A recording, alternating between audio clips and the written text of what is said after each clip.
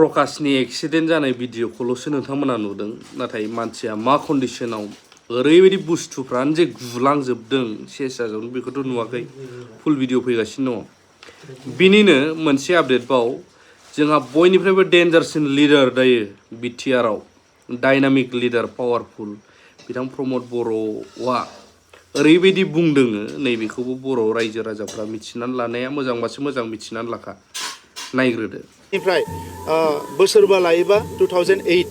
बे बोसोरबायाव बिथांमोना मा खामानि मावदोंमोन आरो 2020 निफ्राय 2025 सिम जों मा खामानि मावदों बिनि हिसाबखौ आं साननैसो उनाव होनो थांगासिनो दङ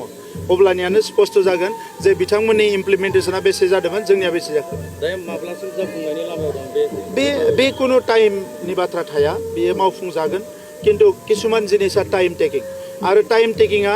बेयो नोंनि आंनि सार्थ नङा दिनै गहपुरसिम गामि सोनाय बियो सानसेनो बिखौ सोजोबना होनो हाया मानोना सोरबा लुबैनाय सोरबा लुबैयै थागोन दा बिखौ सावरायनायनि गेजेरजों जानांगोन गहपुराव मोनसे समाव दाङाबाजि जानानै 500 सुबुङा जिउ गोमाबाय जोंनि बर' आगोमा बर' फिसाफ्रा दिनै जों माबा मोनसे खामानि मावनो थांनानै माबा मोनसे थासारि जानायखौ जों मालाबाबो लुबैया दा नंखायनो गासिबो जिनिसखौ बिक्रम दैमारिनि बायदि जानाय नङा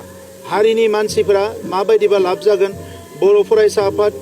बर' थुनलाइ आफाद बर'नि माहारि आफादफ्रा माबायदि सानदों सानसुमैफ्रा माबायदि सानदों बेबायदिसो थांगोन दा नंखायनो बिक्रम दैमारिया दिनै पावाराव फैनांगौखाय प्रमद बर'खौ रायगासिनो दङ प्रमद बर'खौ रायबानो बिथाङा पावाराव फैगोन होनना सानदों पावाराव फैबाथाय कन्ट्रेक्टरि खालामनानै थाखा मोननैसो खामायनो हागोन होननानै सानदों बेजों जोंनि मा होनो इखो बर' हारिया जेबो लाब जानाय नङा जोङो नुबोदों मेगन सिगाङावनो गोथां थै जोंनि बिदा फंबायफोरनि थैनाय दा जोंखौ बिथांमोना दालालि होनदों बेफारि होनदों गोबां बाथ्रा बुंनो हायो राजखान्थि सार्थ नाथाय हारिनि थाखाय जोङो 30 इयार्स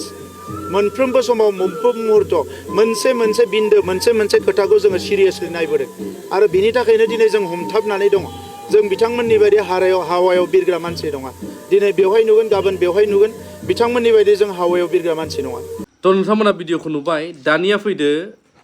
बयजोंबो मिथिजानाय मस्ट पपुलार इउटुबार मोनसे समनिफ्राय दासिमबो गोबाङा सिनायो प्रकाश नार्जारि बिथाङा एक्सिडेन्ट जानाया गारियानो ओरैबायदि बेलथायदों जाहैदों बिथाङा दहाय गावनो फोरमायदों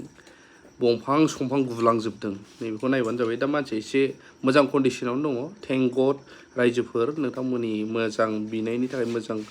आसानि थाखाय मोजाङैनो मोजां देहा मोनफिनबाय बेखौबो बिथाङा फोरमायदों जिखुनु आं बैफोरखौ गोलाव भिडिअ होला बिफाङा जे बोरै गुदों हाइवे गेजेरावनो दंफां संफां गुलांजोबनाय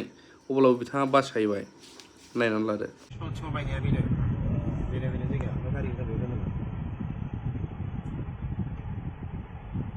बे दंफाङा नायदो बे दंफाङानो गुजोबदों ओमफ्राय बे दंफाङानो एकदम माबायदि गुदों